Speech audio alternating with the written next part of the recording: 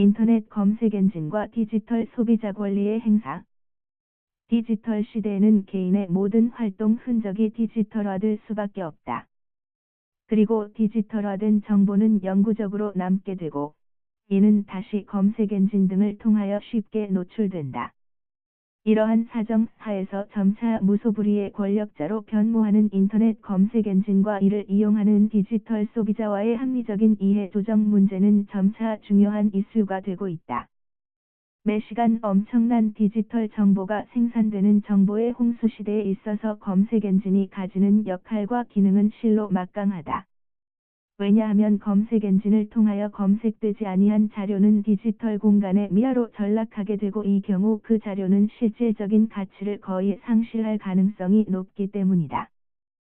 따라서 심지어 언론 기사마저도 검색 엔진에 탑재되지 아니하는 한 이의 상대적 가치가 크게 떨어진다.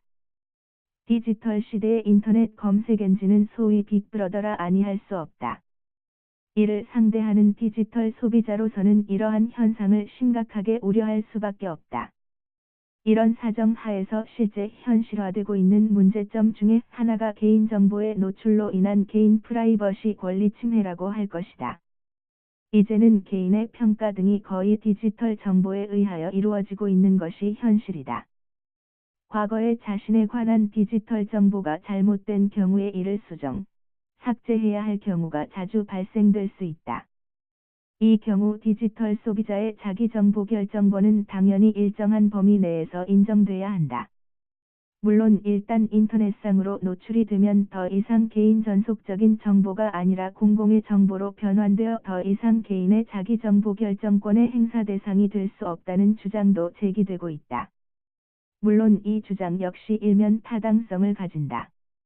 그러나 국민의 알 권리나 표현의 자유 등 기존의 가치와 질서를 훼손하지 아니하고 또한 제한적인 범위에서 자신의 디지털 흔적으로부터 자유로워질 수 있는 권리는 인정되어야 한다. 또한 이는 헌법상으로 보장된 기본권으로 인정된다는 점에 주목하여야 한다. 만일 이를 인정하지 아니한다면 자신의 과거 디지털 흔적이 영원한 족쇄가 되어 달리 갱생을 할 기회를 상실하는 문제점을 발생할 수 있다.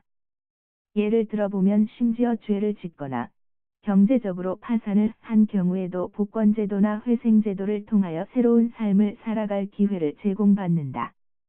동일한 맥락에서 디지털 흔적의 경우 역시 일정한 요건 하에서 이로부터 자유로이 벗어날 수 있는 기회가 제공되어야 함은 너무나 당연하다. 다만 소위 말하는 잊혀질 권리를 어떠한 경우에 어떤 방법과 절차로 인정할 것인가 하는 문제는 그리 간단하지가 아니하다. 이에 판단 주체, 객관성 및 공정성 및 절차적인 실효성 확보 문제가 중요한 쟁점이 될 것이다. 최근에 유럽사법재판소에서 잊혀질 권리를 명시적으로 인정하는 판결에 따라 구글에서는 삭제 요청 신청을 받아 이를 심사하여 삭제 여부를 결정한다고 한다. 그러나 이는 상당히 심각한 부작용을 초래할 가능성을 내포하고 있다. 왜냐하면 공익여부에 대한 판단을 특정 사기업에 맡기는 위험성이 있고, 이 권한이 남용되는 경우에 언론의 사전 검열과 같이 심각한 부작용을 초래할 수도 있기 때문이다. 잊혀질 권리의 기한 삭제 요청에 대한 업무 처리 절차 등의 문제는 좀 더 범사회적 차원의 논의와 세밀한 검토가 필요하다. 삭제 여부 결정은 중립적인 기관에서 담당하되 그 합리성과 신속성 등이 담보되어야 한다. 그리고 이러한 결정은 궁극적으로 사법심사를 통하여 통제될 수밖에 없다. 그리고 적극적으로 잊혀질 권리를 행사할 수 있는 거래시장의 조성 등 관련 사회 인프라도 갖추어져야 한다. 소위 말하는 디지털 세탁소나 디지털장 의사가 시장에서 공개적으로 적극적인 역할을 수행함으로써 시장 기능을 통한 합리적 조정이 중요하다고 본다. 그리고 잊혀질 권리는 헌법상의 정보 프라이버시 권리뿐만이 아니라 디지털 소비자의 쌍방향 의사소통의 일환으로 디지털 소비자의 기본권의 하나로서도 이를 재평가할 필요가 있다. 그리고 삭제 대상 범위, 방법 및 절차 등의 공정성 확보를 위하여 조속하게 관련 법 제도가 정비되어야 할 것이다. 차제에 가능하면 우리나라도 폭발적인 디지털 소비자 권리 장전을 입법화하는 방안을 검토할 필요가 있다.